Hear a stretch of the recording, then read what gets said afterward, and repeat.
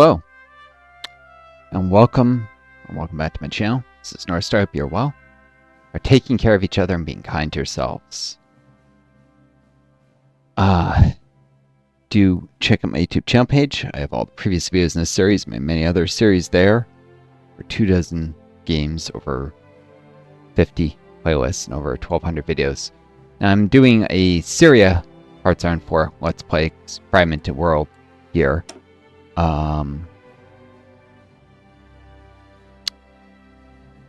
I selected all the custom game rules to break up nations, so you can see it's a patchwork, although it might not be obvious unless I get if I can show factions of this view.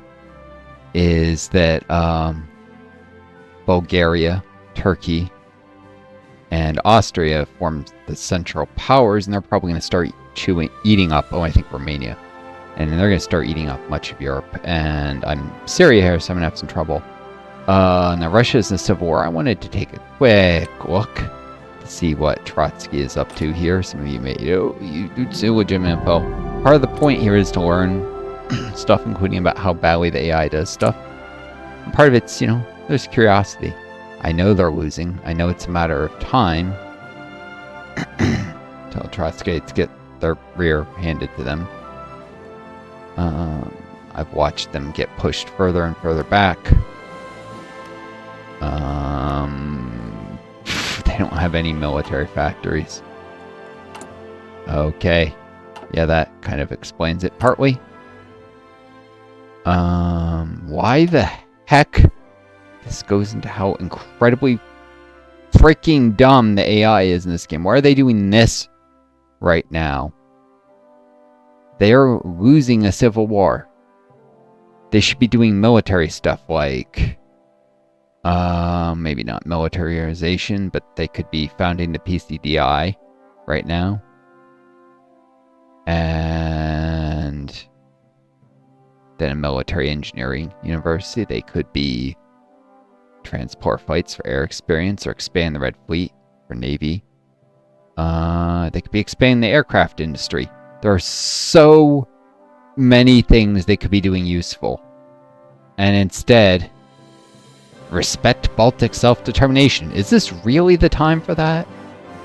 This just reminds me how incredibly dumb the AI is, and it seems like they are intentionally self-sabotaging, especially when they're communist in a path that would actually work.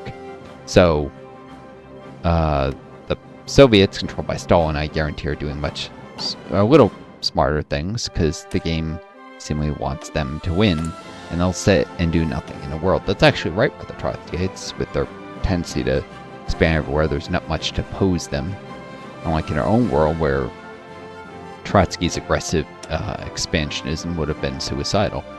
Would have gotten the US to attack the Soviets before World War II probably. Let's just take a look. I don't even know what the tag is here. I don't want to use council commands. It's always a line I end up regretting crossing. Okay, yeah, they're doing collectivist propaganda, which is useful. The problem is they get locked out of stuff when they attempt to do the left opposition, and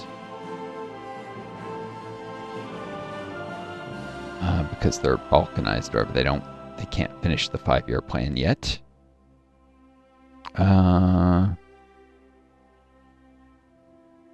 People's Commissary of the Soviet Navy. Where is... yeah, they probably bypassed a lot of this.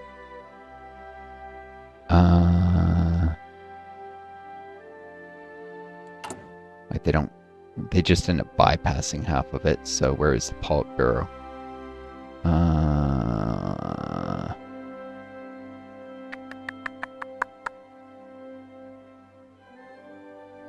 Next manpower? Man, maybe they got some of this. I'll grab war economy. Military factories in Stalingrad.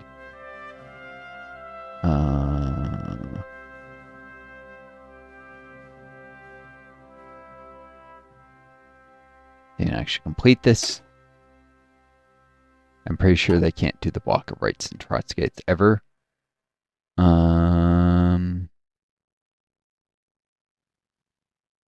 Anyways, collectivist propaganda, socialist stimulation, socialist realism, which is probably pretty good for their situation. They haven't messed with any of this Baltic security stuff at all.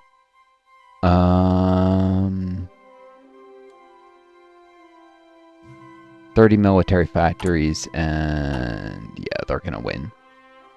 But then they're probably gonna be locked out of a lot of their key focuses, so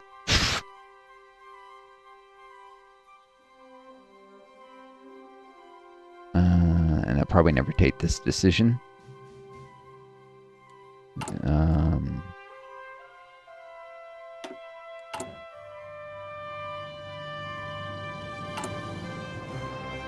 That would fix all this.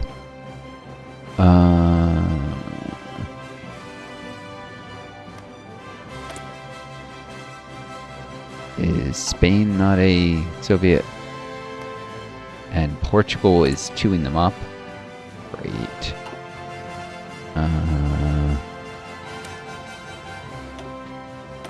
Whatever. It's clear it's going to be the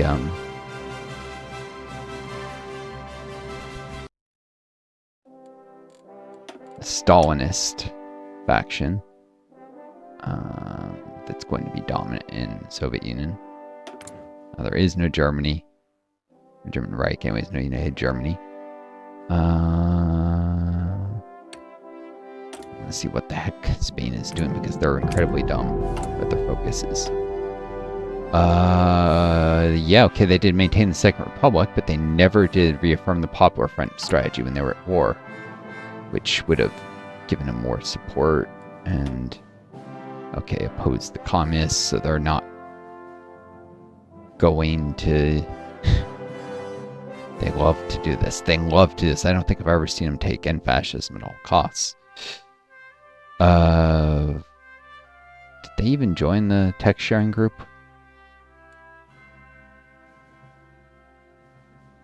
Or does it show if they have?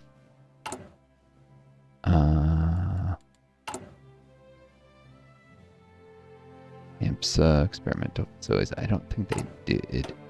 I think they bypassed that. But they did take the Soviet recovery aid. They could take provide for the people. They'll have to be in a faction with the Soviets before they do this oppose the communist nonsense.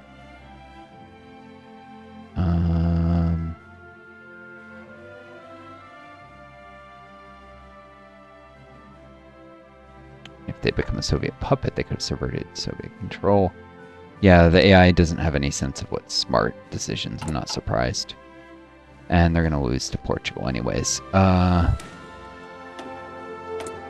This is why I want to do a multiplayer game.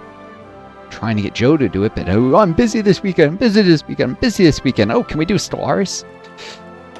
No, buddy. Stars is still doing hot fixes from the latest update that got installed, and I don't get it. He gets partway through Agent Wonders, he wants to Stars. I'm like, okay, you want to do something new? Hearts Iron? No. What's the draw to Stars? It's not. Whatever. I'm just in a bad mood. My long COVID has been kicking my rear. I recorded way too long yesterday. I think some of you noticed, like, you say you can only do, I'm sure some people are thinking, if anyone, say you can only do, like, usually 3, sometimes a very good day, 4 hours of anything beyond just, like, feeding yourself, and you did, like, 7. Yeah, and I have getting really bad post-exertion ways already. Hours and hours and hours of just pain and headaches and lying down and barely being able to function and sleeping extra, and yeah, and it can be worse than this. Sometimes, like, 7 hours is a fluke, which once in a long while, like every 3 or 4 months, I'll manage a day like that, and it's almost always a mistake. Although this is not the most intense game, so no, I don't want to open the console. Does that? I'm gonna pause this for a sec.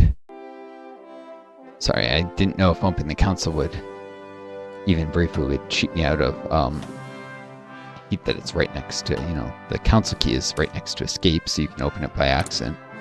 When I'm trying to look at, you know, awards and statistics, which you can't get if you do any council commands, even if you open it by mistake. I'm not sure. I don't think, but I'm gonna risk it.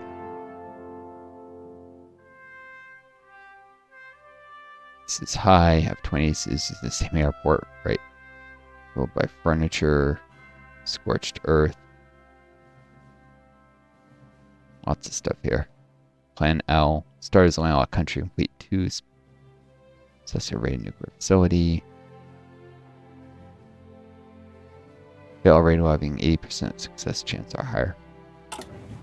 Right.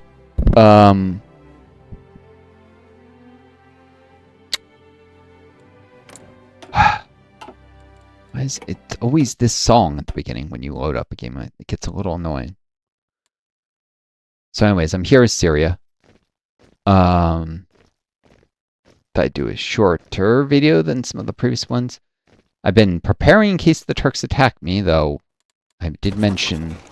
Sorry, can't even coordinate my mouse movements very well to really struggling yet. So it's Romania, Bulgaria, Turkey, Austria. Austria is the faction leader, even though they can't actually get any troops to any of this because they haven't done anything with Hungary, and I'm not sure if they ever will. And for some dumb reason, Austria and Switzerland at war with each other. Don't ask me why. Switzerland is doing its typical thing where they flirt with communism, but they never ever flip. So, and unless you play as like the Soviets early, where I think they already have intelligence agency at the beginning of the game. And certainly they have the industry do it early. It's very hard to ever push them over the edge to flipping. By the time you get late enough where you might be able to do it as some other nation can spare the resources, they've already solidified being anti-communist. It's just irritating, and the devs should have given them a communist path, but we can't do that, it'd be unrealistic. Compared to some of the alt history games past in this game, no. It's just the anti-communist bias this game's devs showing. When they do anything that's not anti-communist, it's always anti-Stalinist communism, as if they love to demonize Stalinists. But that's safe to embrace because that would have, these kind of, systems in real life would always be collapsed to U.S. pressure, without the aid of, say, the Soviet Union, because it's not really anti-Stalin, it's anti-Soviet in this period with Stalin, but it's always safe to get a nod to anti-Soviet Marxism, which never has a chance at surviving. But anything that's a legitimate threat to the power of the United States empire or the European hegemony, aside from that, if not the U.S., it's never accepted, allowed. Anyways, Marx has some commentary in this kind of way. The ideas of the ruling class are the ideas predominant society, basically. Got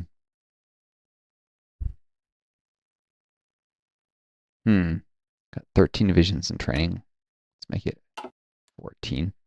Doesn't give me much reserve to replace losses, but I'm hoping I won't have warfare too early. Be able to grab a couple of these, one flexible navy eventually. Let's talk about the Spirit of the Academy, but Sentinel's training is probably good enough for a while. If I was gonna wait for the trade interdiction thing, I probably should have not wasted Navy XP on that Spirit of the Academy before. It's just frustrating. There's always a stupid pop-up saying, you can do a Spirit of the Academy. It won't let you just like, no, I don't want to do it, and save it for later when I can have better options. One of the many annoyances of the interface in this game. Anyways, let's get this going. I do like this song.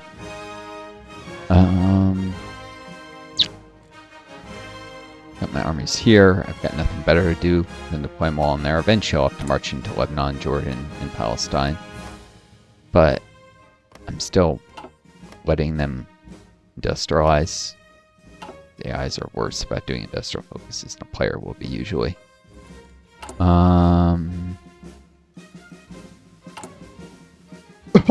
Sorry about the mic bump there. Trying to build some industrial capacity. Let's see. I mean, some military capacity. But also industrial. We need artillery. Eventually I need aircraft, but I don't have the tech. And I have very few research slots. In Syria, it's a while before I even got my third slot.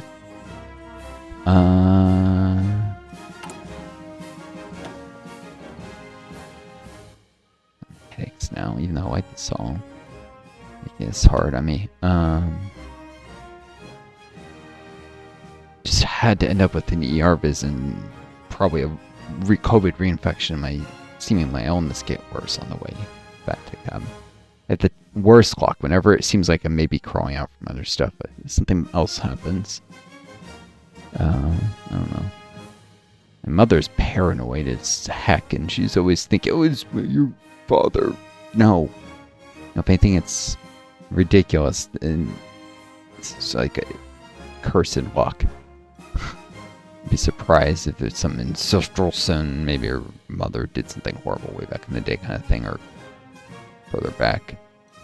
If there's any such thing as a curse. But it's definitely... Mom had terrible luck. I have terrible luck. Things that can't be explained by anything but luck. One more reason don't want to ever have kids. Don't need to, if it's somehow some weird hereditary luck thing.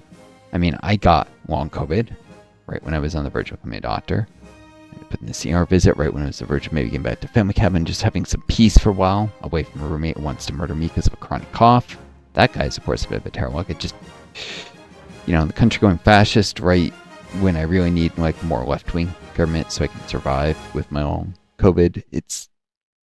That's obviously a bigger thing, but the way things line up in my life has always been terrible.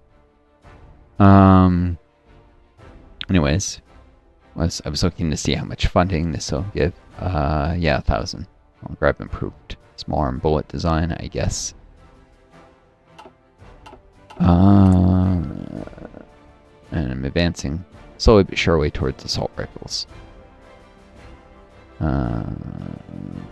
After this, it'll be the thing to get tier ahead of time reduction. I'll grab weapons 3. Got 2 military factories in the works in Damascus, so...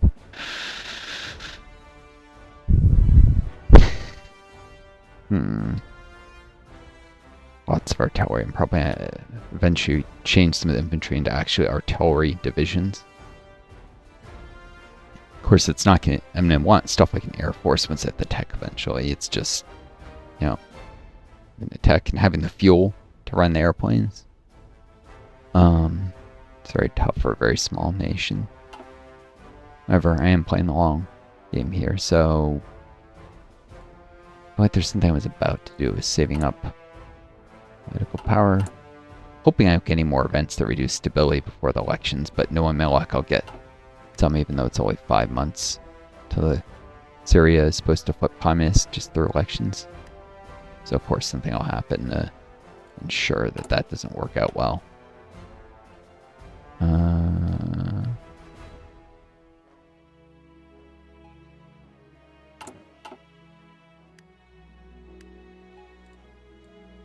Yeah, I should have done a fighter focused stuff so that I can grab aviation effort 2. Figure I'll have a navy. Even if it's a couple of ships away before I have an air force, though. Alright. Video in the corner of my eyes distracting me. Of course, no one's in the chat. No one ever is. The Twitch always puts the channels that have the most viewers at the top of your, discover, so you never find any of the small channels. It's to try and limit the number of channels. They hope that smaller channels will just give up on streaming. But even if I get big, I'm sure they won't give me hardly any viewers. Seems like they, well, there is soft censorship into this, but also, oh, frickin', this is what I was doing something with What's with these guys? Why are they green? I most certainly did not. Alright, well, I can merge them with these. In theory, did I accidentally not... I had 8 divisions, so there should have been enough to... I must have merged them, done something wrong with the merging. Just disband them. I don't know what was going on, what I messed up there. Not liable to find out soon.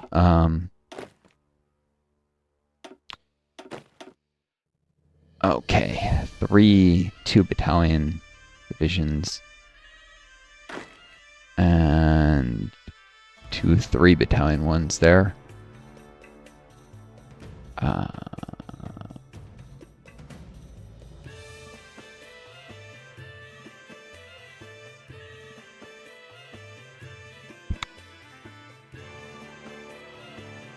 course, the numbers are messy.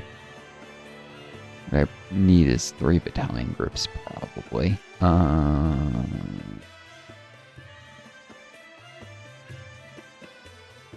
Not really more of these. 5.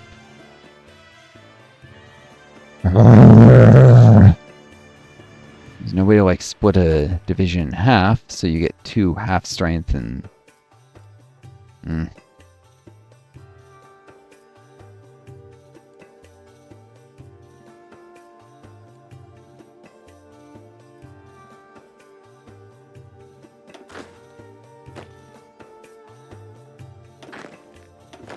Alright, well, whatever. I'm going to send these guys here. And then... This is part of what I hate, that it'll deploy all 4 of these. I really just want to deploy 1 somewhere. Well, anyways, I'll send a battalion here and I'll get me a 3. Well, it's 5. Turn these into 3s as well. Need lots of small divisions to defend.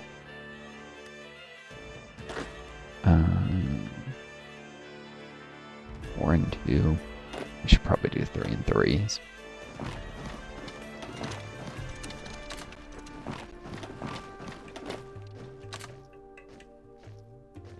So with 1-5 here, so slightly more men on the victory point, of course, which is a little worse if I lose it.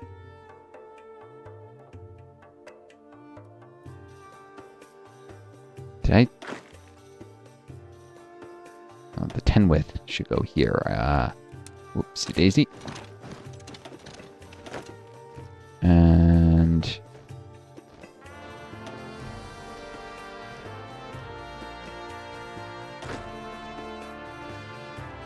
because it's actually hotter here. Is it? No, it's actually colder.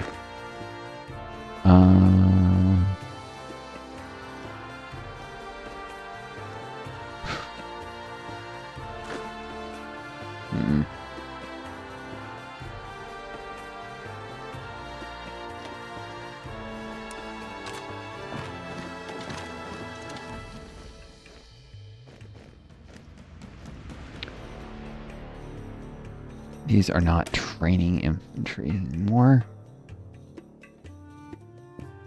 Oh, and there's a freaking another one of these stink bugs. I swear, whenever I even get remotely focused, I have to deal with some nonsense like this.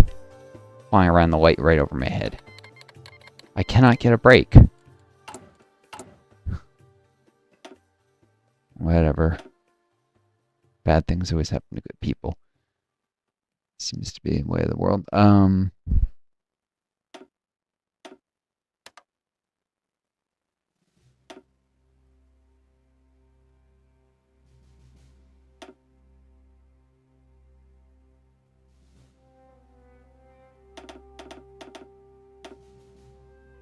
and it's going to fly around the most erratic, obnoxious pattern possible.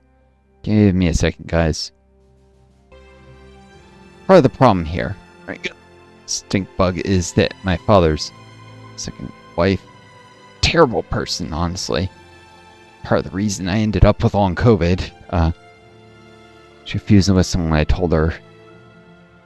Well, actually, that's more my dad refused to listen, but I was staying with her while doing my special masters, and right after, literally the day I finished my finals for that semester, I was staying there, demanded I leave immediately, just because she didn't like that, she was a monster and always trying to beat down on me, and I sometimes stood up to her and like, stop being rude to me.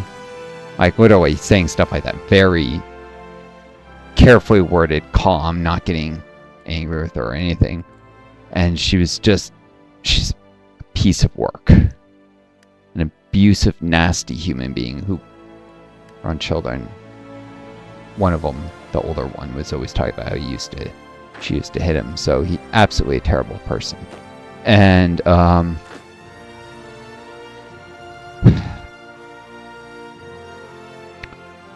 then, I had an apartment in the city where I was doing my special masters.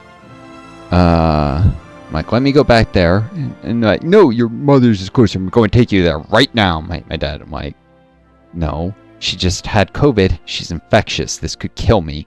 Let me go back to my apartment. No. I'm like, let me stay in the morning, take the train. It just refused to allow that, and predictably I got COVID from my mother, who is infectious, who's not terribly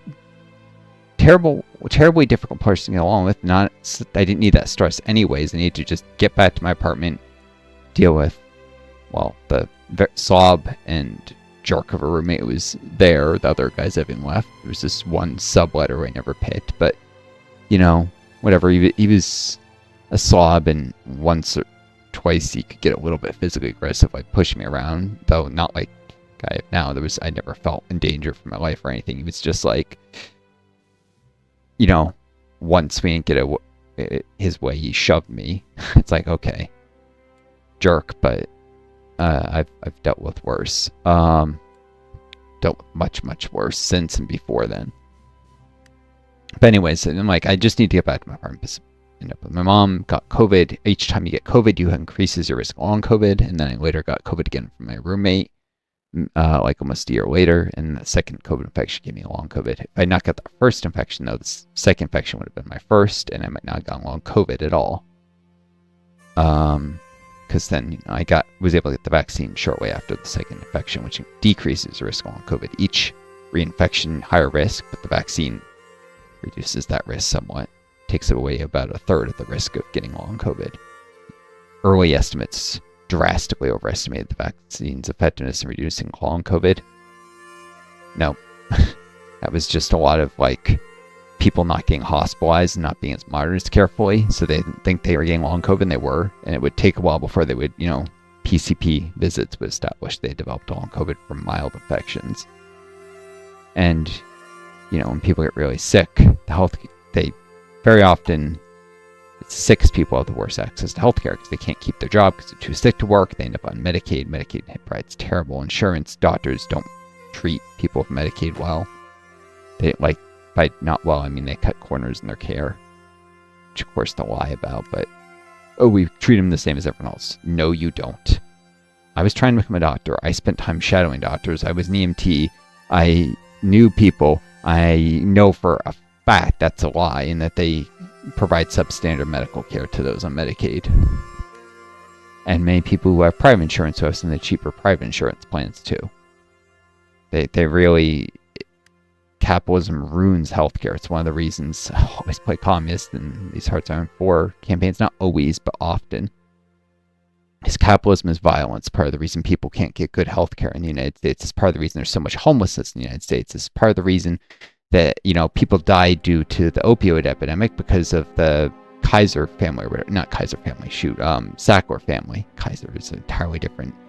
They're involved in private healthcare, buying up hospitals and stuff. Not good either. But the Sackler family, part of the reason the Sackler family, they pushed the opioid epidemic. They bribed doctors to prescribe opioids and to pretend they weren't dangerous and addictive. And people died due to it. And they got away with nothing but a slap on the wrist for it. Really, some fines, nothing compared to the number of lives they ruined. Like, what they did should have... Honestly, that should have been the death penalty. If there was ever a crime to deserve the death penalty, it was murdering thousands of people with opioids like that. But the billionaire class never suffers the consequences of their actions. Whereas poor people all the time, if it behooves the system, you know, someone will show up at a protest and create problems to the government, and they'll charge him with felonies. But my roommate threatens to kill me, and nothing will happen to him because it's not a danger to the powerful. The system only protects the powerful and never punishes them for the wrongdoing. That's capitalism. That is what capitalism really leads to. Not prosperity and freedom. That's a lie. It's an absolute lie. The only people who are free under capitalism are a very, very, very select, very rich few. There was an era of freedom in the U.S. after World War II, but it wasn't because of capitalism. It was actually because of FDR's efforts to expand welfare, to expand freedoms, to, if anything, it was anti-capitalist things that verged towards social democracy that FDR did, that things that people love are actually not capitalist at all in America. And the so-called golden age, that was very much due to the New Deal, and the New Deal was not typical for capitalism at all. It's not a normal product of it. It was FDR's, well, we can save capitalism by going fascist and brutalizing the people, or we can give some concessions to ordinary people for a little while. And yeah, he very much wanted to save capitalism. He had said his proudest achievement was, quote, saving capitalism, but he understood there was a kind and gentle way to do it, and there was a brutal, evil way, and he chose the kinder, gentler way. Anyways, Der Azur, it's got 4 new battalions. Cloak and Dagger. A 10 width, a 6 width, 4 width, it's training. Let's see. Find the 4 width that's training and one of the... Turn this to a 6 width. Boom.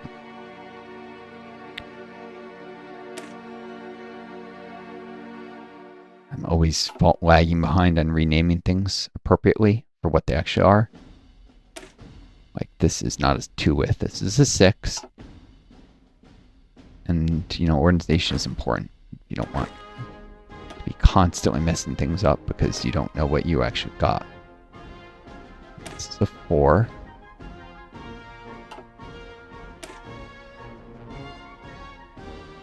This is part of why I never play as the Soviets, because it's obnoxious how large and how many... And realistically,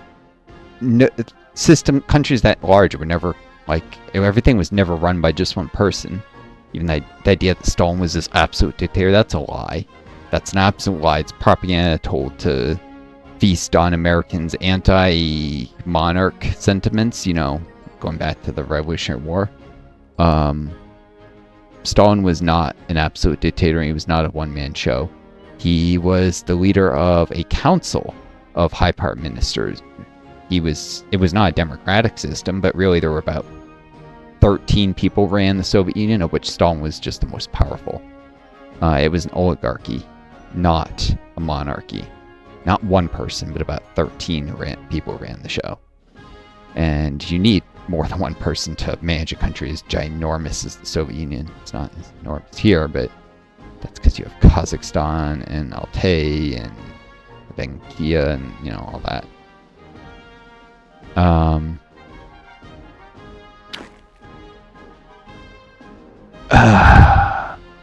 But that's the CIA. They'll always downplay the crimes of the U.S., like the Indonesian genocide, which the U.S. is responsible for. Actually gave kill lists to the Indonesian government, and of course protect them from consequences of their actions. The International Committee coming down the same way we've protected a certain country in the Near East. And I'm not going to say due to censorship.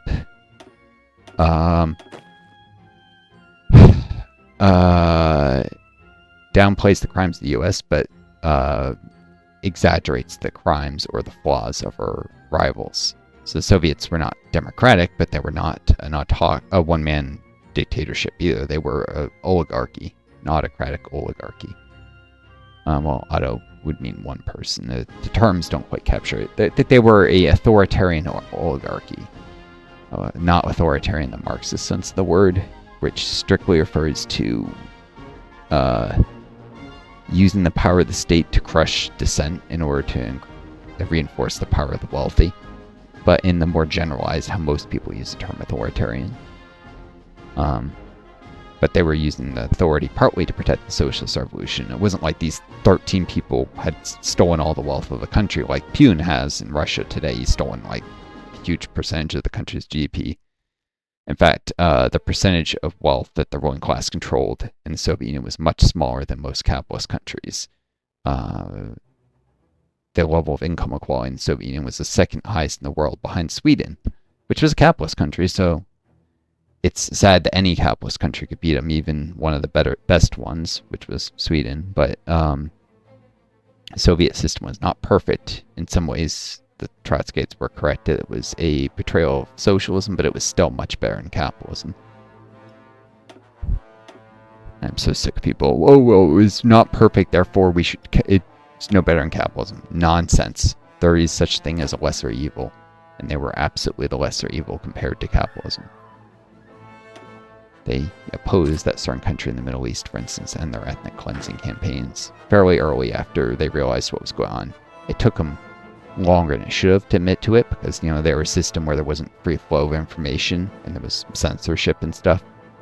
So it was initially claims that there was genocide going on were dismissed as just Western propaganda to divide the Soviet Union from one of its allies. But when they realized that the claims are true, then they stopped being allies, and actually the U.S. stepped in and became allies of that country.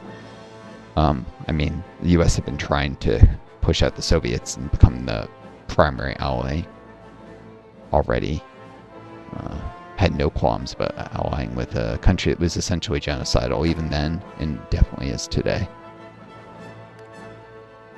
But whereas the Soviets did the right thing and gave up geopolitical power in order to not support genocide. Of course, they almost started World War III trying to stop a different genocide in Bangladesh when it split off from Pakistan, because initially these were one country. Pakistan started genocide on Bangladesh, and particularly wiping out certain ethnic minorities in Bangladesh, but also killing any communists they could find. And the Soviet Union set up a blockade to try and stop arms and ammunition from being shipped into the country. The United States would not have this, and so it sent the U.S. Navy to try and break the blockade and fired warning shots at Soviet ships that tried to interfere with the U.S. warships that were escorting gun shipments into Bangladesh. And so we almost had World War III. If one of those warning shots had accidentally hit a Soviet cruiser, it would have been nuclear war. The U.S. was willing to risk it, and the Soviets were willing to risk it. Except the Soviets were willing to risk World War III to stop a genocide. The U.S. was willing to risk World War III to continue one. Which shows the difference in who the real bad guys were there. It was not the Soviets. Alright, let's see. September 24th, I finished this factory. Flexible Navy, inching towards the elections. But the communist government lose another 5% base stability to that, unfortunately. It'll be at 84.5%. Eventually, when I have 100% ruling power popularity, that means 100% stability when at peace, but I'll definitely have to prove working conditions again. Some anti-democratic raids would help too. After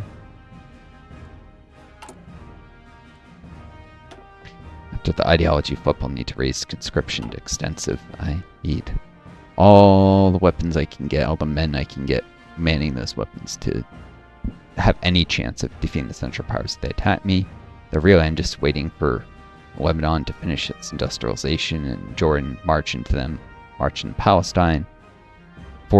Create a forced ideology independent communist Israel, which, I don't know, you think of as maybe, hopefully, if they're communists, they don't do bad things. And then later go in marching after they've done their industrial focuses and annex them as these countries, because eventually I'll be able to core all of this through restore Mesopotamia. I also need all of Iraq, parts of Turkey, and parts of Iran for it, though, and parts of Egypt. That's a long-term thing.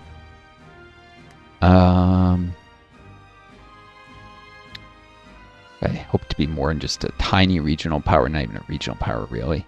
Country can barely defend its borders. I'll need to annex countries, even though it's less efficient than puppets. But to turn puppets and integrated puppets, it's a lot of work, a lot of investment, and eventually I'll build the core stuff.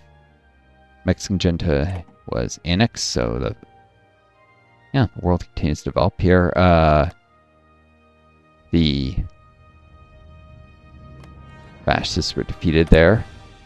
Of course, Mexico will be going fascist anyways, with the Hispanic culture gold shirt version. I guess the Catholic Church still came over, even though the indigenous people were not genocide in this alt history. Really, it's just they don't have a different focus tree from indigenous Mexico. Spain wants rifles? Sure. I can do radio propaganda, which increases my command power income. World tension has reached 25%. And I've reached 75 power. Yes, please. Now, if I go into offensive war, I think I dropped down to 45% war support, which I'm not sure if I can do. I think I can do a war propaganda if I'm below 50%. Of course, well, if I have the... If I have the political power, save it up, even a war where I'm not really facing much like Jordan or Lebanon. They don't see any divisions. Eventually they might have one or two. But...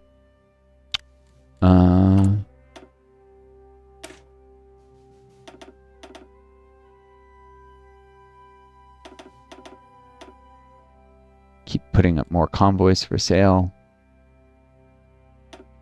Or rifles, too.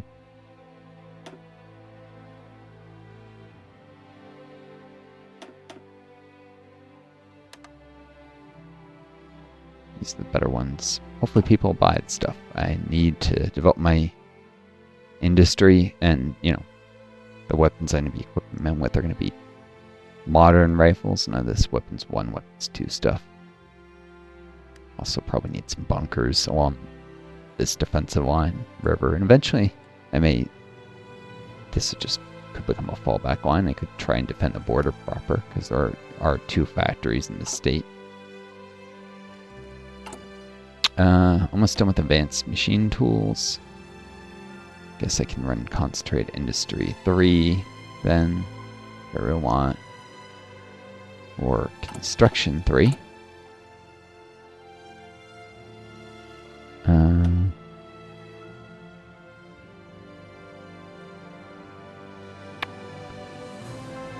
the time I get this... No, even by the time I get that, I won't have rifles, so... Maybe construction. Well, no, because then, when I hit the ground running, producing those rifles, so I probably should do concentrated industry. Also, more convoy production. Just probably suffering horribly under steel shortages at this point. Oh, yeah.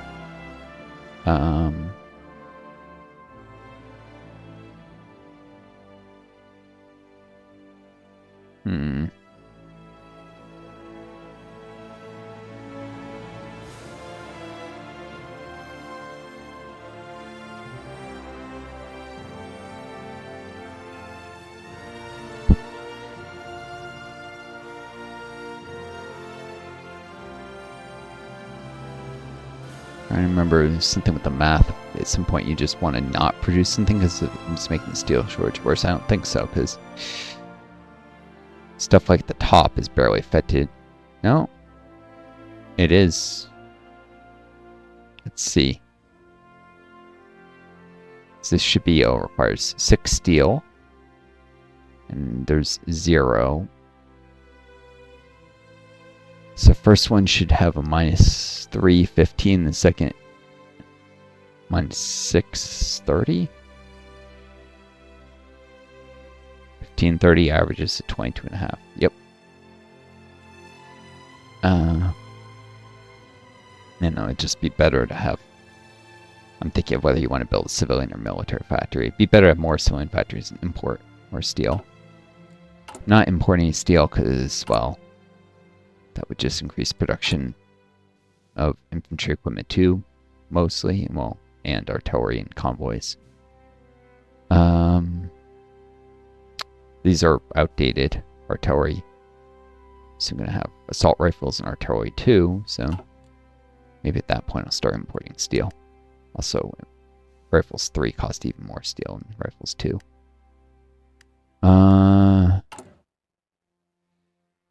Cool. So I have 3 6 width and a 10 width infantry, so it's 28 width in 4 battalions, that's fine. And this is a 6 to 4 width. Yep.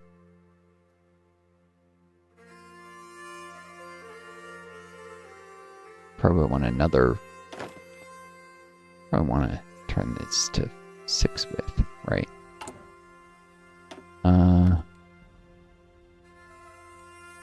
There's going to be so many there, and I probably need to send some guys here too. Don't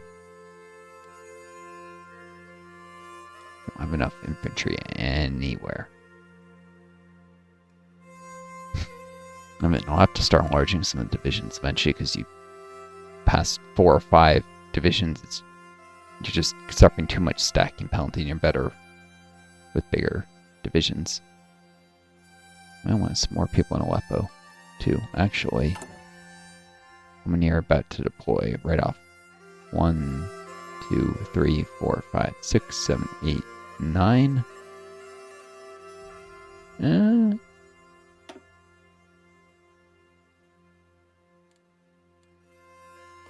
Put them here.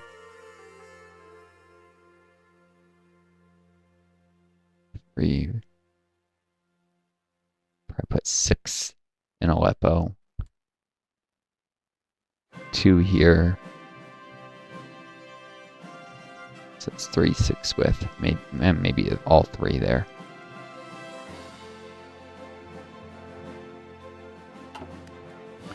Cool. We'll get more heat acclimatization south of Aleppo and almost nowhere else.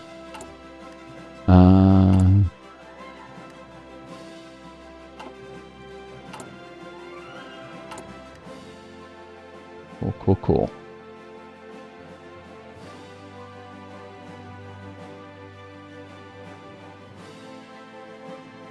Yeah. So some of you may know some basically overproducing rifles, given my size of my population.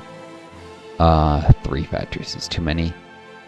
I was trying to, so I stay on the cutting edge of my troops being equipped if the war comes early.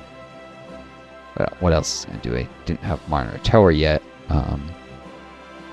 Basically, be producing the rifles 3 for a while, and eventually I'll have a stockpile of them, and I'll maybe go all the way down to just 1 factory in infantry equipment, and be lots of artillery. May start producing some trucks, support equipment, light tanks, maybe even planes. But when you have so few factories, you have to switch around. You do a long run of something, you build a stockpile that you'll eat into. Might switch to something else. Cool.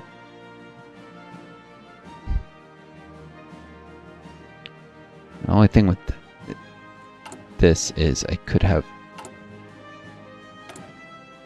I have so few resources that just getting the military factories done sooner will.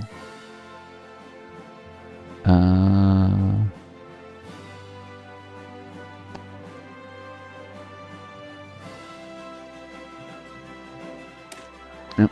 I can always sell surplus stuff.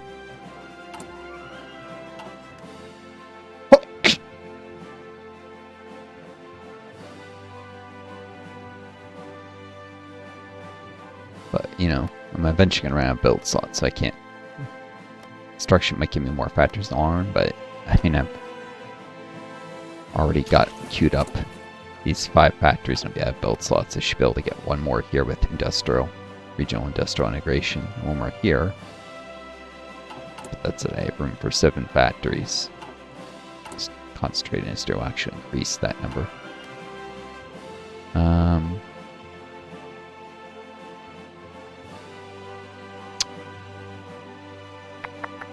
Give me one more build slot in Aleppo. And one more in Damascus. And yeah.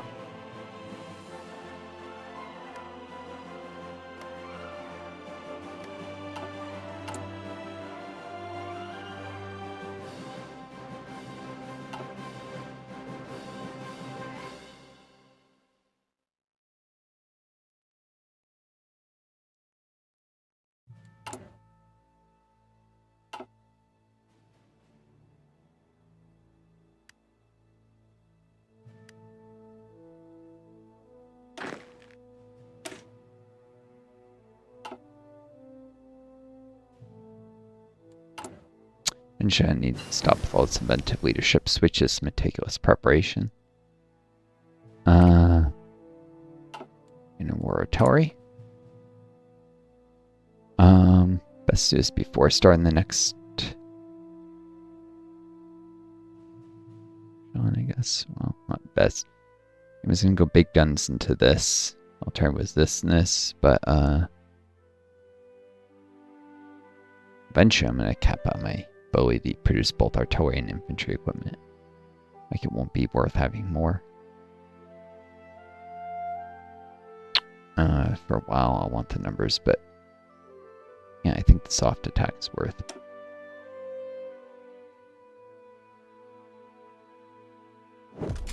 So it comes with an organization penalty adding more artillery. Big guns make that organization penalty more worthwhile. In terms of combat effectiveness, though not cost effectiveness, of course.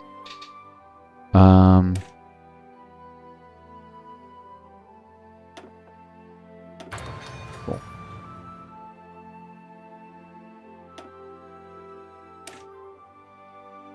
New howitzer designs take advantage of new hydraulic recoil devices and longer barrels.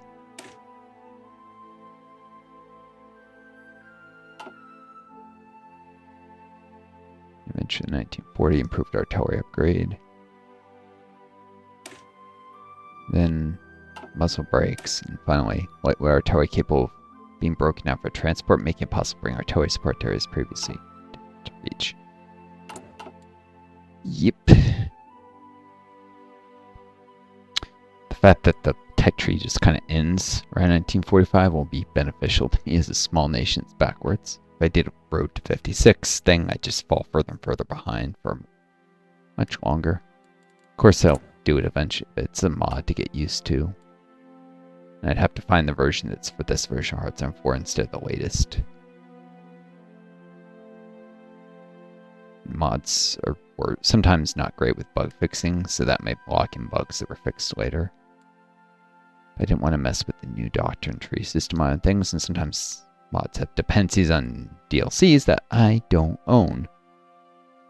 I don't own non-compromised no surrender because of my desperate financial situation. I'm likely to eventually become homeless and dead due to the government in bad faith filing my social security application. Not too eager to spend the money, waiting, hoping there'll be a deep sale. And then maybe I'll grab that if I think it's worth investing in my channel that way. Equipment effort 3. Need that. Slightly delayed if for some reason I want to do something with my political power.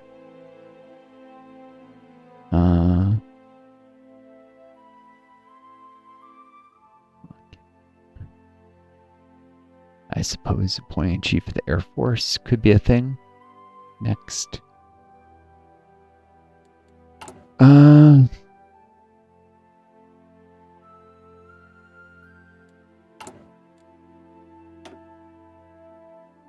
It's not.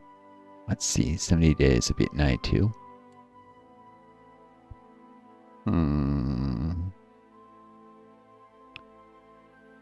Yeah, if I run a little more than 10 days without a focus, so that, because first 10 days you don't get, when you start the focus, you lose some political power. If I run 18 days without a focus, before I start. It'll be a tricky thing. Maybe 19. I want to get done before this finishes. Of 100 political power. A little sooner I can get Chief of the Air Force a little sooner to start getting some air XP passively. Which, honestly, the only reason I want Aviation Effort 3 is to grab this Spirit earlier. Chief of the Air Force eventually give me that. It'll be a very long time, though, before I have a substantial number of planes. So it's a long-term investment.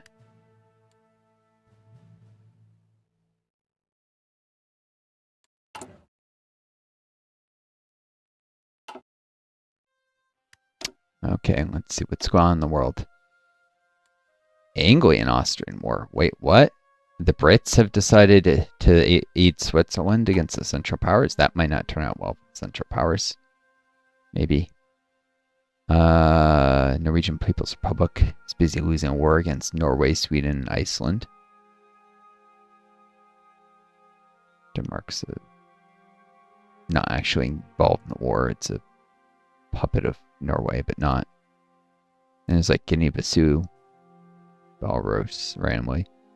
Oh, Belarus not so random, but Guinea-Bissau, I don't get. Where is it? The easiest way to find is, yeah, here we go.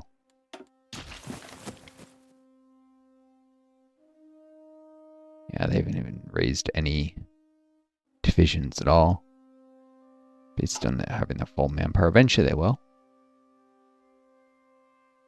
Unless they got indoctrination very early and they used that manpower. They might have. So Leia's not great about doing their industrial focuses, but they'll do it eventually. Maybe contribute a division or two. I don't think Norway's, yeah. As long as they hold the port of Bergen, they can still get reinforcements by sea, assuming the Swedish Navy isn't just completely cutting them off. Yeah, it's terrible about moving divisions around, getting sunk all the time by subs, pointlessly shuffling them. Which is probably part of the reason they're losing this war, because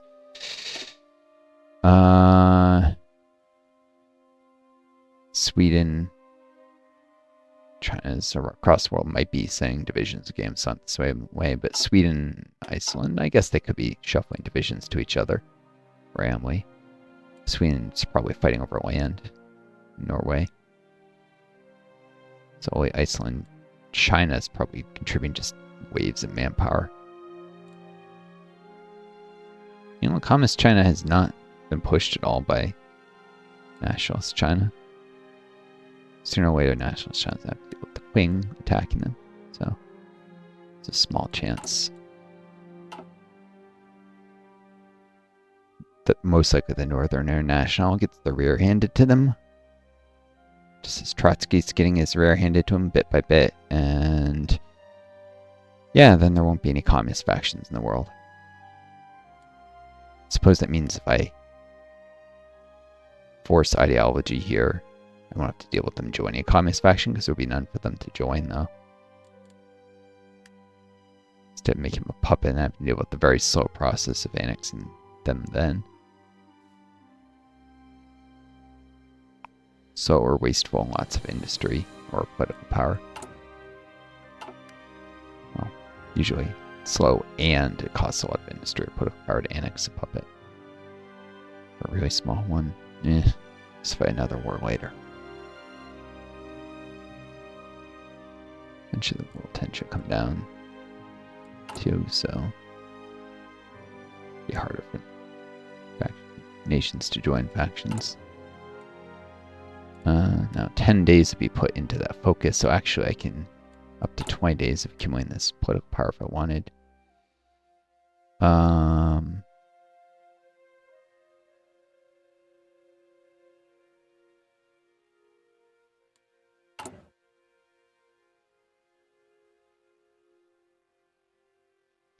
Sooner I get a chief of the Air Force, the better.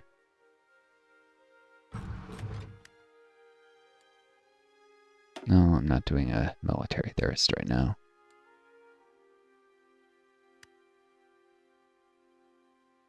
wouldn't be terrible to do, honestly, with my could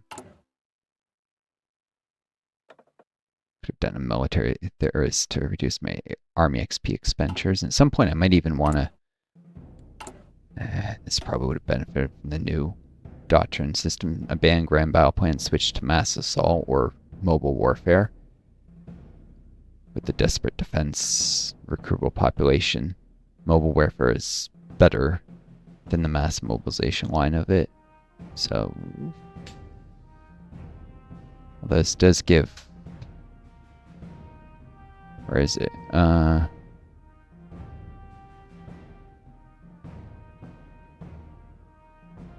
Mass charge. I think there's a combat width reduction somewhere on infantry, or maybe that was removed. No, that's for vast offensives.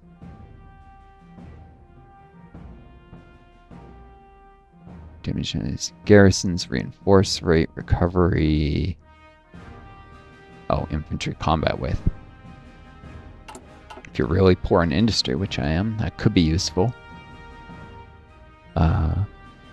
May have some tanks, but I'm not likely to have a really armored force for a very long time. I don't know. See how late I decide to swap. It's going to waste a ton of army XP. Means the 300 I sunk here was all for naught.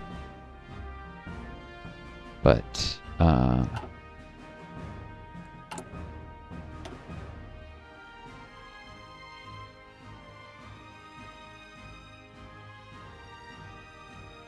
maybe I don't do grand assault.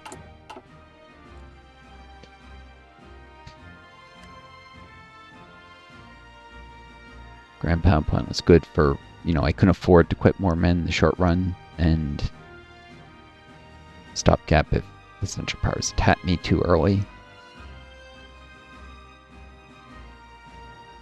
Which when I go communist, I'll have a lot more manpower, and over time, you know, my industry will be built up enough to, yeah. Still no one on the Twitch chat. When I talked about making this shorter, I've already gone a little too long here.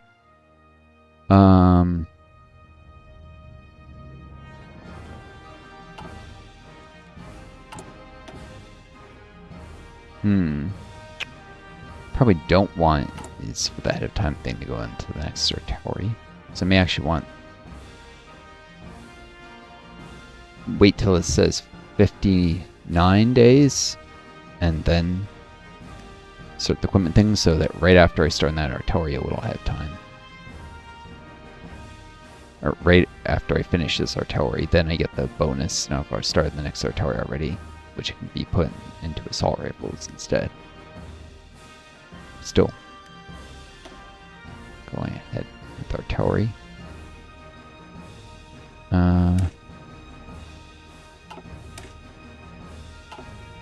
Since I have more shortages of steel, then I could do rocket artillery.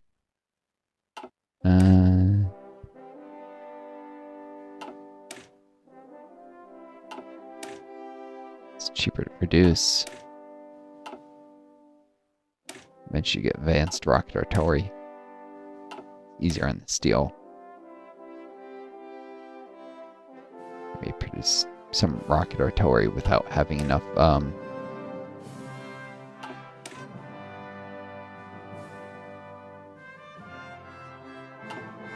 tungsten.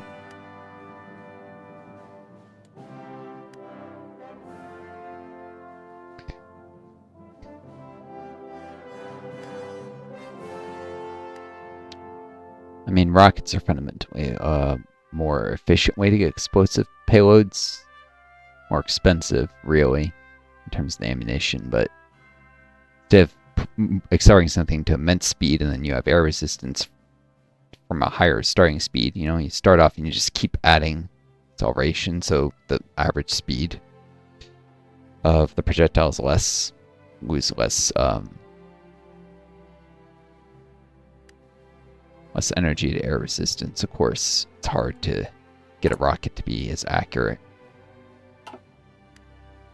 The reason I'm considering it is because of resource limitations, not because of anything else.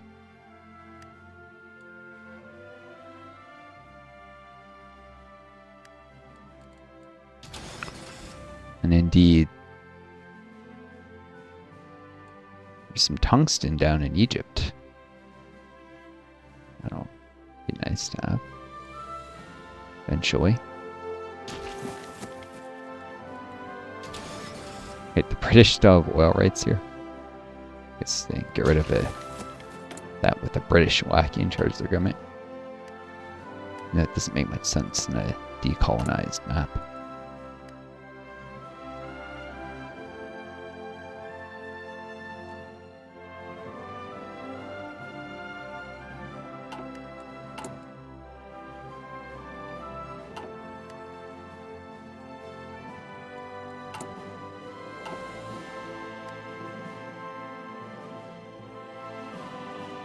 I want to put these guys in homes now.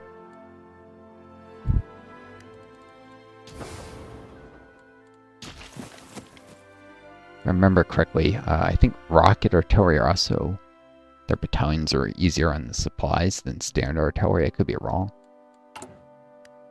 Check that. So, supply limits might be another reason for it. As well as production resources.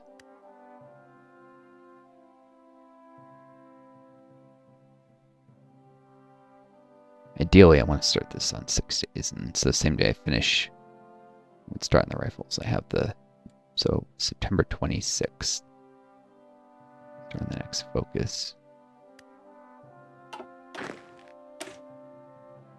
So, another general. Trickster, but politically connected.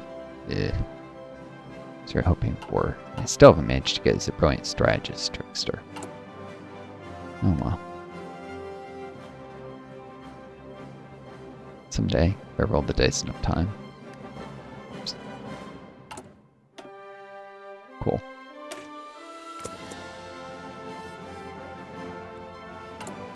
Put as much political power into just saving up as I could. 29 days, I'll be able to point chief the Air Force.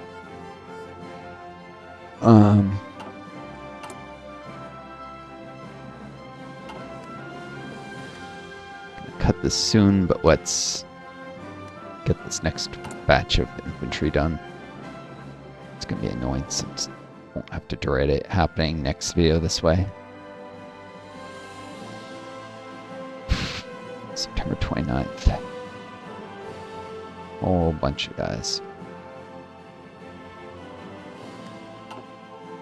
It's supposed to be today.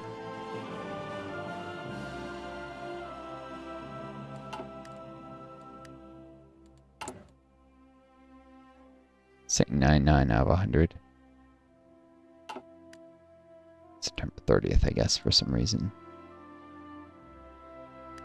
There we go. Alright, I know about these guys. I don't need to...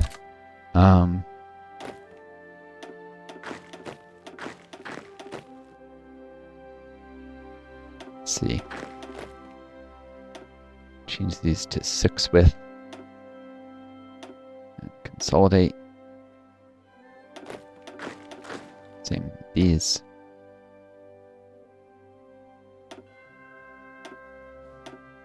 These guys are going to end up...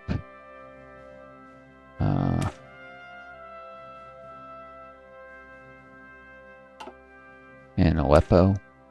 So 4 divisions there instead of 2. Guess they would have different sectors of the city or something. And bring the total number of infantry battalions there to 14. Still not that many, really. These guys... I guess another 6 width here.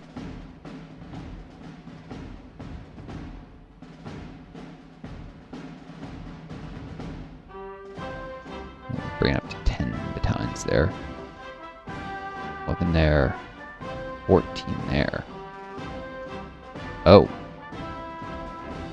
Okay, I might want 14 here before I worry about this, especially with how far this is from supply.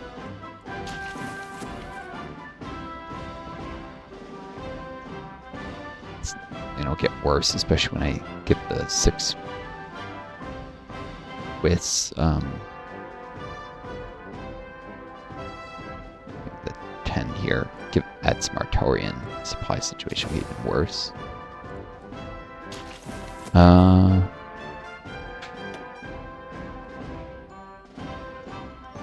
Let's change this song.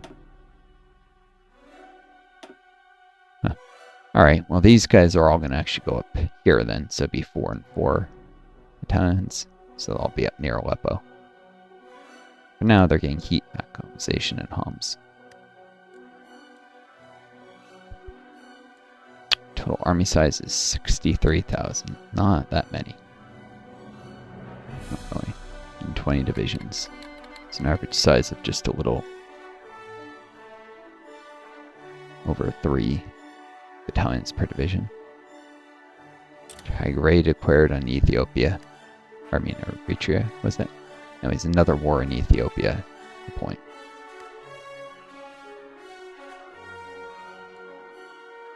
Tigray, Eritrea, it's there. It'll all eventually consolidate. It's probably a formable. You get a new Ethiopia. So the decentralized development actually, in Part 4, there's a very strong bias towards decentralized development leading to more industry, which might be realistic to the way central governments can often be corrupt and fully focused on developing their capital and underinvest in the periphery. Kind of a little microcosm there of how imperialism works in the capitalist world. The US is, the global hegemon, and it develops its core and underdevelops its periphery. All the Latin American countries are exploited, African countries and such. These countries are kept poor because they're more exploitable when they're poor. To a certain degree, that happens even before countries start pushing out imperialism beyond their borders. They do it within their borders, from the capitals. This is a tale as old as time. This predates even capitalism, but capitalism takes it to new heights of economic exploitation. Because, it creates a system of shareholders who are not workers. Before capitalism, you just had feudal landlords, and they usually lived. Though there could be absentee landlords too. It's true. Of peasants, but urban populations. There was a saying: the medieval free cities, they didn't have feudal landlords. So the urban populations, though they were a very small percentage of the population, were much less exploited. Capitalism really added exploitation into urban populations that were less exploited under feudalism. Arguably, the farmers were better off for a while under capitalism, until enclosure stole their land, and automation put most of them out of a job, and then farm prices collapsing due to cheaper agriculture overseas in third world countries where people were exploited, and Monsanto producing really nasty pesticides everyone has to use, IP laws where, with the proprietary seeds, and farmers got shafted in the end of capitalism too, but for a while they were better off. By for a while, I mean like the 1700s farmers. Like, it was already bad by the 1800s for farmers. Alright, well, we should not romanticize the past. Of course, things were worse for everyone because, technology was less developed. Farmers might have been proportionally worse off, relatively worse off, but they did benefit from things like modern sanitation, healthcare, like everyone. But that's not because of capitalism, that's because technological progress, which is inevitable under any system. Of course, it occurred faster under capitalism than under feudalism.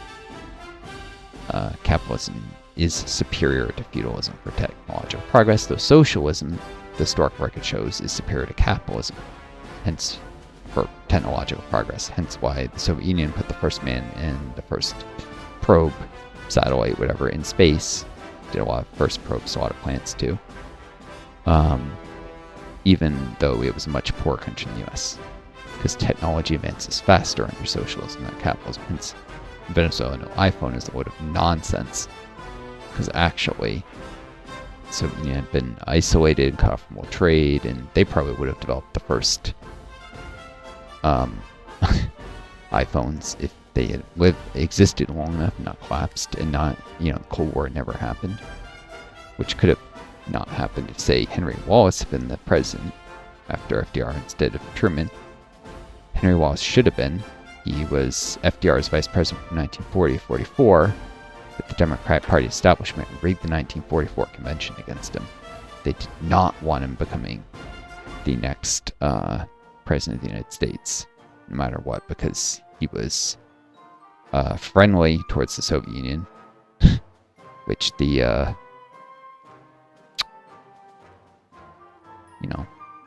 Democratic Party bosses, many of them were much more conservative than the American population, despised the Soviets, and that had to work alongside them. But keep in mind, this is back when the Democratic Party was, in many ways, the more conservative political party in America. Even though it had FDR, which was an exception to the rule and started to change things, the Democratic Party was still the party of racism and segregation, especially the Southern Democrats, whereas the Republicans had been the party of Abraham Lincoln. So, when I talk about the Democrats, it's more like the Republicans today, back then. Anyways, we could throw another battalion in here. This is the weak spot in the front line. Right now, it's after these add, it's to be 14 to 14, which is probably more where the line is weaker.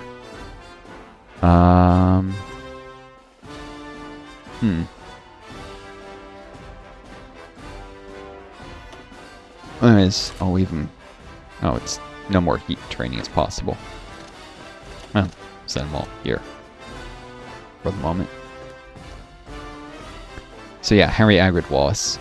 The Democratic Party bosses, by the way, planned to raid the 1940 party convention against Wallace, but FDR threatened to resign from the party ticket if the party bosses did it. He got wind of it, and so they backed off, and then they came back and did it in 44 when FDR was too busy with World War II and too sick and close to death to fight the party bosses.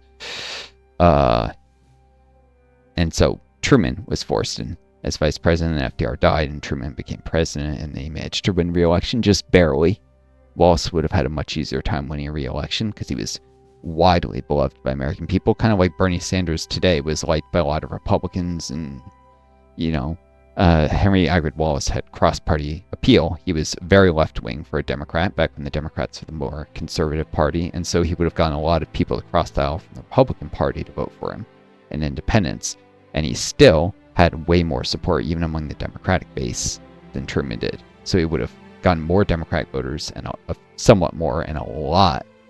The left-wing Democrats would have voted for him in larger numbers, and he would have gotten a lot more Republican and independent voters, so he would have had a much easier time winning re-election than Truman did. Truman almost lost, and there's the famous newspaper headlines claiming that Dewey had beat Truman because nobody thought Truman could beat Dewey because Truman was extremely unpopular. There was good reason for the newspapers preparing the headlines that Truman had lost, because he wasn't expected to. I'll put them all here for the heat training. It was quite reasonable to expect that Truman would lose there to Dewey, and he almost did. Henry Wallace would have easily won re-election. The party bosses were risking losing the election just to get to favor the billionaires, because the Democratic Party never really cared about winning elections. They only cared about their billionaire donors. Even then, they'd rather lose an election and keep the billionaires happy with them than win an election and upset the billionaires. Eritrea capitulated. Okay, so that war's over. One less thing to keep track of. One less war. There's Afar and Iranian. There's still more warfare going on. Here is the point. Ethiopia is going to be a hotbed of wars for quite a while. Anyways, history lesson done. Save this. Hope you all enjoyed this video. Very long one. I need a rest. Maybe I'll do some parts after this. I mean to create a new series in parallel to the existing one because I have 120 videos, I think it is. My first series. I always plan this to create a second series, and it would probably even run in parallel to the first.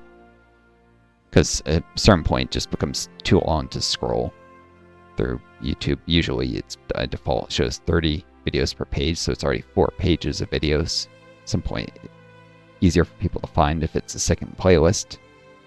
And the buffer's too long. If buffer out to January 2027, it's time to increase the frequency. Of course, it'll be a little confusing when you'll see stuff that was recorded months ago and stuff that was just recorded now, playing side by side, and you'll constantly have that dynamic.